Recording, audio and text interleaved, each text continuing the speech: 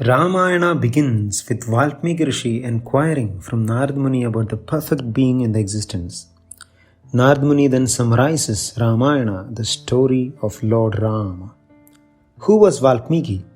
Ratnakara, a dacoit, who by good fortune comes in association of the great sage Narad Muni and gets reformed by just chanting the name Rama. He was uneducated, he was sinful, he was merciless. His only qualification was that he took the names of the Lord as instructed by his spiritual master, Sri Narad Muni. So this in itself is a testimony of the power of the name Rama. What to speak of Ramayana? After listening to the summarized Ramayana, Valmiki went into details and wrote the glorious Ramayana, which has 24,000 slokas.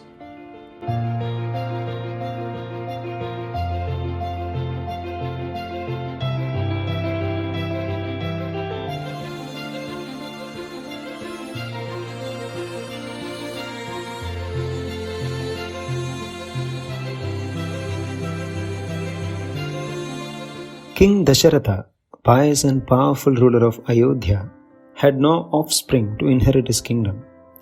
Under the instruction of his guru Vasishta, he performed Putra Kameshti Yajna, and out of the sacrificial fire emerged a divine personality with a pot of payasam in his hands. The king gratefully distributed the divine sweet among his wives Kausalya, Sumitra and Kaikeyi. As a result, Kausalya gave birth to Rama, Sumitra to Lakshmana and Shatrughna, and Kaikeyi to Bharata. Four of them grew up with so much love for each other that almost always they stayed together.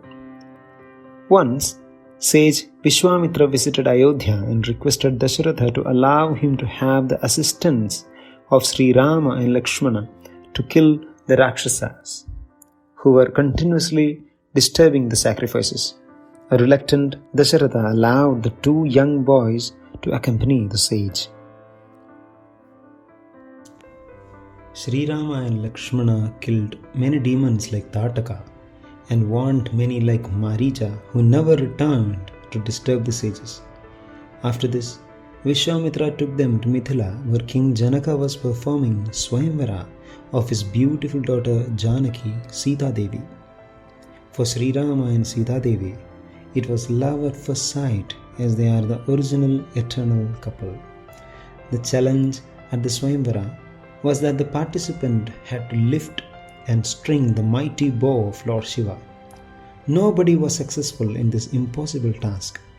Finally, the supreme powerful Sri Rama lifted the bow and while stringing it, broke it into two halves, emanating a thunderous sound that shook all four directions. After their wedding, King Dasharatha, realizing the fact that he was getting old, decided to pass on the kingdom to Rama. As the day of coronation approached, in the palace of Queen Kaikeyi, an envious maidservant Manthara infused a poison of greed and envy in the heart of the queen. Allured by this, the queen demanded King Dasharatha to fulfill the two boons he had promised her in bygone days. She asked for a 14-year exile for Lord Rama in the jungle and coronation of her son Bharata. To a despondent and heartbroken Dasharatha's surprise, when Sri Rama was informed of this, he was ready to leave all the palatial comforts immediately to keep the word of his father. Sita Devi and Lakshmana, who were inseparable from Sri Rama, followed him. As Sita, Rama and Lakshmana proceeded through the forest, they got assistance from many devotees like Guha, the tribal boatman, and saints like Bharadwaja. Guided by Bharadwaja Muni, they headed towards Chitrakuta. By the time Bharata came to know the set of events that had occurred in his absence, Dasharatha had already left his body out of remorse and separation from Rama. He chastised his mother and headed to the jungle to somehow convince his dear elder brother to return and reclaim the crown. Bathing in tears, Bharata returned to the kingdom with the footwears of Sri Rama, unable to change his brother's mind. For the next 14 years he vowed to rule as a representative of his elder brother, following an austere life severer than what Sri Rama would follow in the jungle. At Chitrakuta, they had the great association of the famous Atri Rishi and his wife Anasuya. After receiving valuable instructions from them, they left for Dandakaranya forest. As they ventured deep in the forest, they met a Rakshasa named Viradha, who was actually a Gandharva in his previous life. After fighting with the Rakshasa and freeing him from his cursed body, they travelled ahead. In the forest, they were informed by the sages of the atrocities of the demons in the area. They requested Lord Rama protection from these brutal beings. Guided by the great Agastya Muni, they headed to Panchavati. There they constructed a small cottage on the beautiful and serene banks of Godavari river. In that scenic setting, they passed on life peacefully for quite a while. One day, Shurpanaka, sister of Ravana, came across the two young brothers and got captivated by their beauty. As her lusty proposals and advances became intolerable, Lakshmana with his sword cut her nose, and she ran to her brothers Khara and Dushana to avenge this insult. These demon brothers attacked Sri Rama with an army of 14,000 Rakshasas. With Lakshmana guarding Sita Devi, Sri Rama alone with his invincible bow and arrows killed the whole army in less than 2 hours. After witnessing this great tragedy, Shurpanaka approached Ravana and informed everything. When she saw that Ravana was not sufficiently motivated to attack Sri Rama, she described in detail how Sita Devi was beautiful like Sri Lakshmi, the goddess of fortune. Filled with lust to possess Sita, Ravana immediately made plans with Maricha to kidnap her. Though Maricha was aware of the power of Sri Rama, he preferred death from the hands of the Lord than from that of Ravana by disobeying him. Maricha attracted Sita Devi by assuming the form of a celestial deer that had an uncommon luster. She requested Sri Rama to get the deer for her, and he started chasing the animal that was quickly running away. After a long chase, Rama finally shot an arrow that killed the animal, revealing its real form, the demon. Suddenly he started screaming the voice of Rama, "Sita, Lakshmana!" As Rama realized the trap, here Sita had already sent Lakshmana after hearing the painful voice of her husband.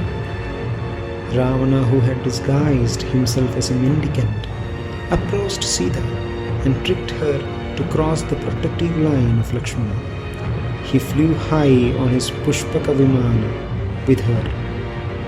Jatayu, a vulture, an old friend, listening to Sita Devi's helpless scream, immediately approached them and attacked Rama. After giving a good fight, he fell down, his wings cut by the merciless sword of Ravana. By the time Sri Rama found Jatayu, he was at the verge of leaving his body. He informed them that Ravana, the king of demons, had abducted Sita Devi and took his last breath in the lotus hands of Sri Rama. As they moved forward, they came across a demon called Kabandha, a headless, legless creature that had its eyes and mouth on the torso. He was also a cursed being locked up in his terrible form. Once he was killed, he regained his previous celestial form and guided the brothers to meet Sugriva. He also told about Sabari, an old lady who was waiting many years for the audience of Sri Rama. First, they met the most affectionate Sabari on the banks of Lake Pampa. Receiving them with a lot of love, she served them with whatever fruits she could obtain from that forest.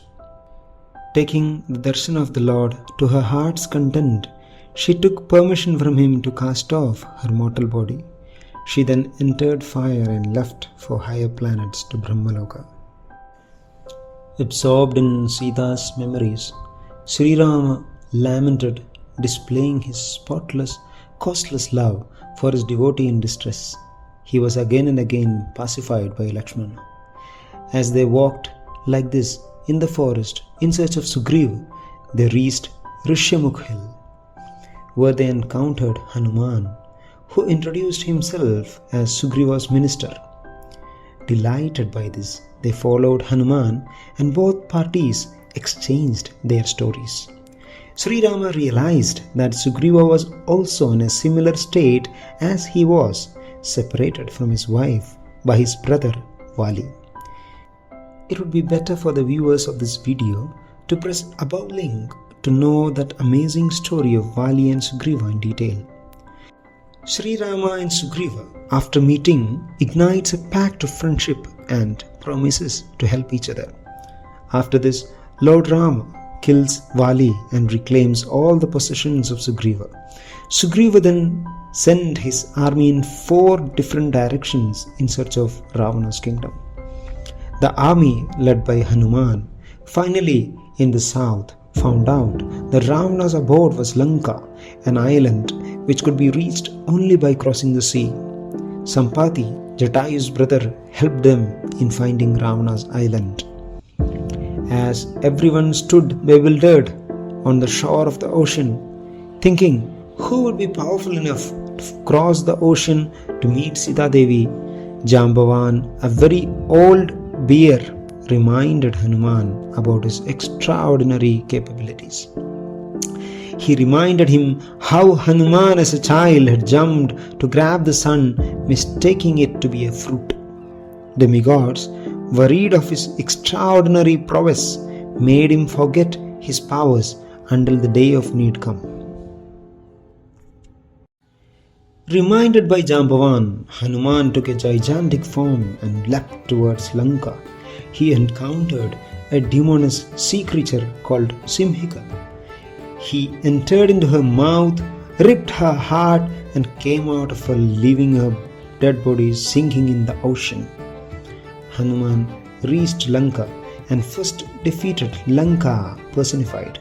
She had taken the form of a Rakshasi and soon got convinced that Hanuman was unstoppable.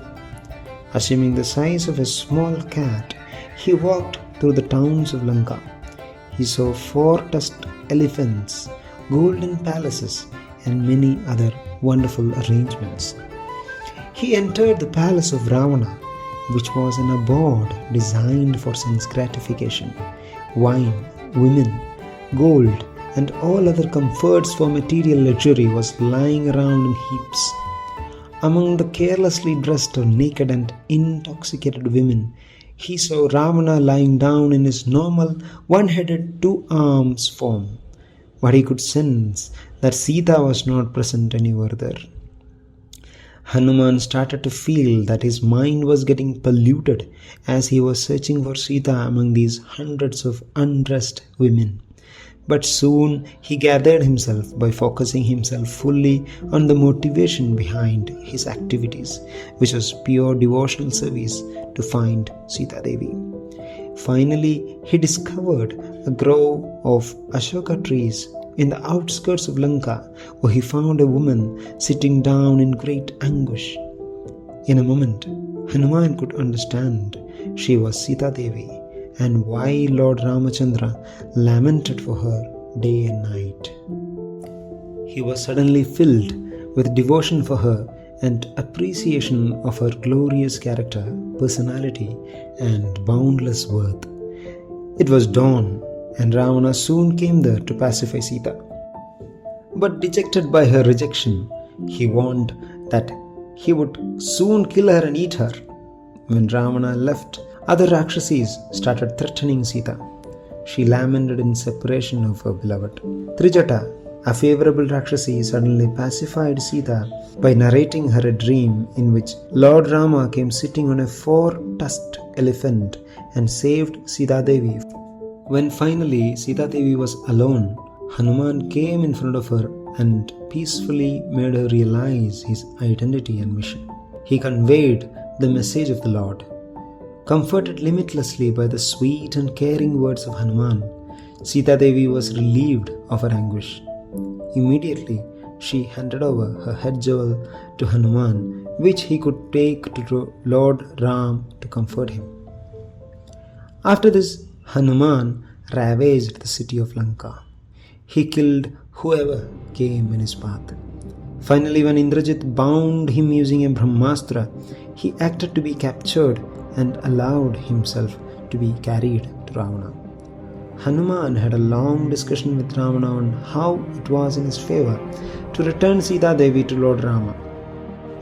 Ravana, whose intelligence was covered by lust and ego, paid no heed to the wise words of Hanuman. He decided to humiliate Hanuman by setting fire to his tail. Hanuman allowed them to do all this and realized that he was not feeling the heat of the fire on his tail. His heart filled with love for Sitaram. With no further ado, he expanded himself, freed himself, and set fire on everything in his way.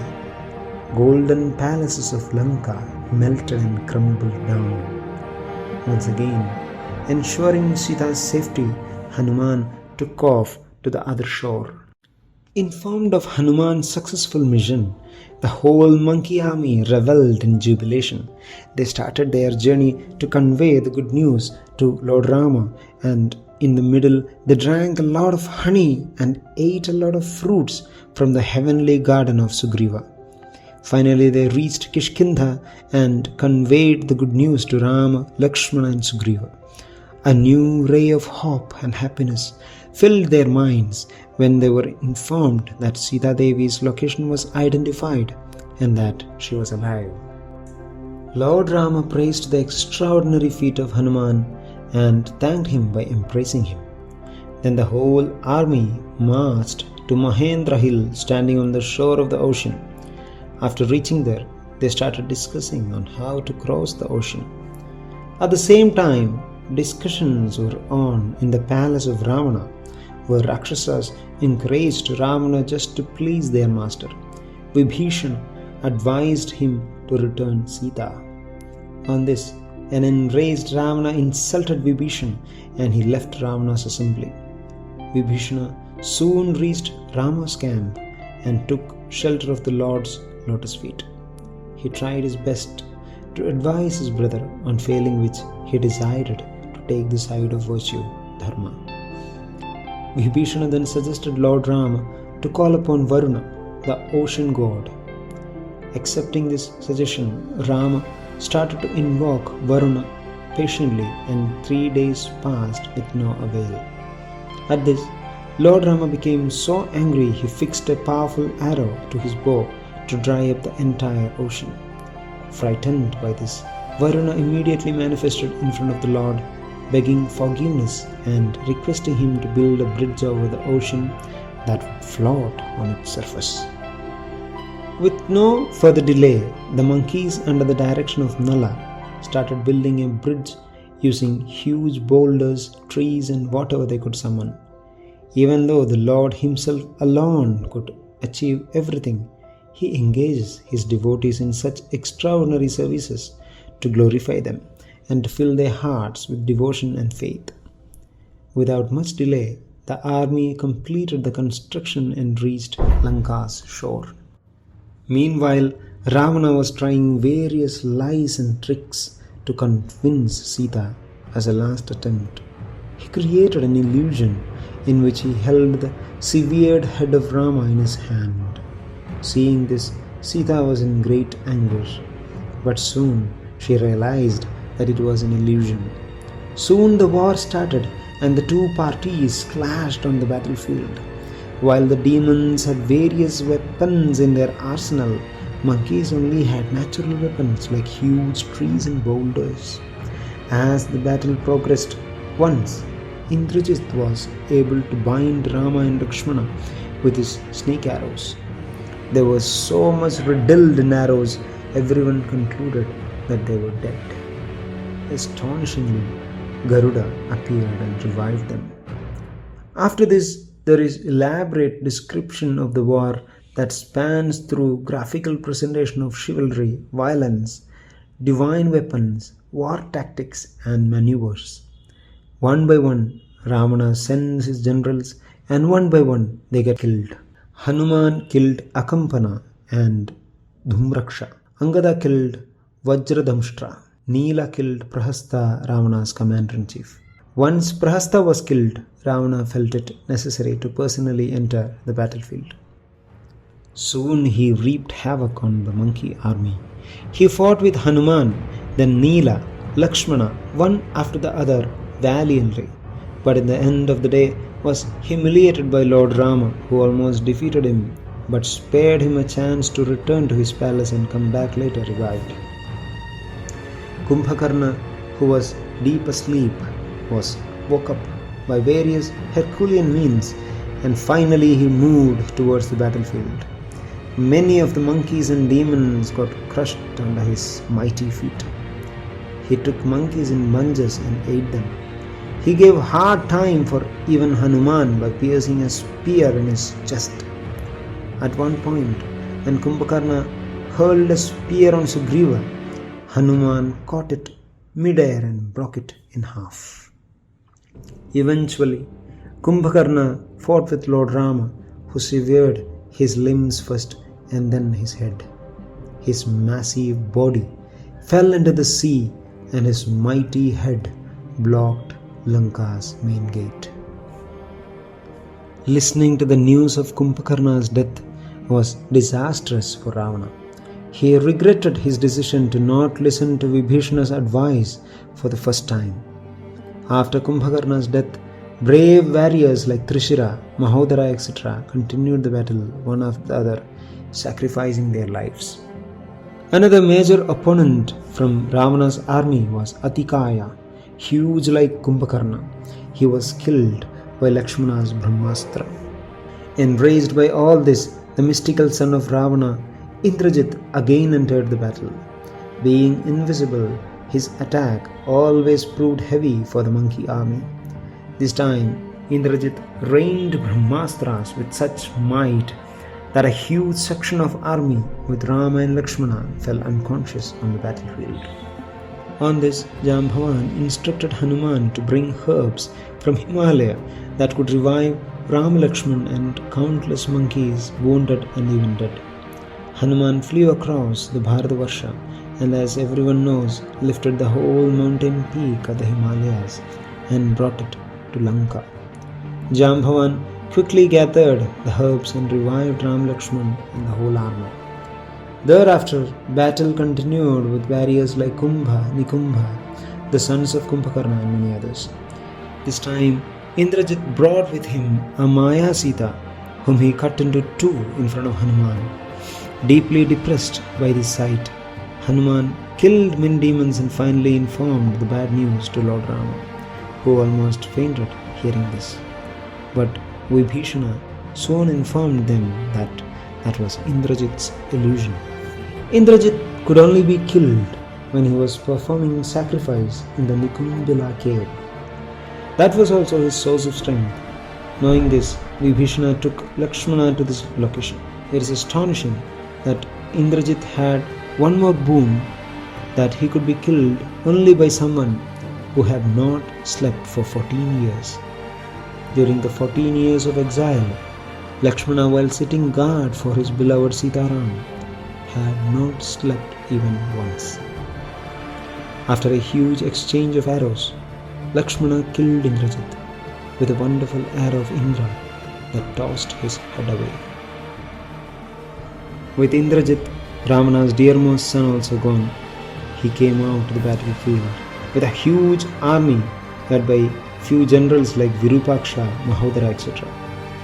As Ravana witnessed his generals being killed one by one, he became more enraged. He headed towards Rama. There was an exchange of many divine arrows between the two great warriors, hurting each other in various places. Lakshmana also took part in the fight as he protected Vibhishan from Ravana's attack. Enraged by this, Ravana pierced a lance through Lakshmana's body, sending him unconscious. At this, Rama was agitated and violently fought with Ravana that he had to flee the battlefield. Lakshmana was so badly wounded that Hanuman was once again sent to Himalayas. Hanuman came back with a mountain peak just like before, and Lakshmana was revived again. By this time, Ravana returned riding on his chariot. Observing that Rama didn't have a chariot, demigods sent a powerful chariot on which Sri Rama continued the fight. Rama chopped off Ravana's head with one of his powerful arrows, but soon Ravana's head remanifested. This repeated for almost 100 times. Several days and nights passed like this. At one point, Lord Rama's chariot driver reminded him of the powerful weapon, Brahmastra, gifted to him by Agastya Rishi. Immediately he invoked the weapon, which had a combined energy of the gods of sun, fire and wind. Its weight was contributed to by great mountains. Rama placed it on his bow, empowered it with required mantras, and shot it, aiming the chest of Ravana.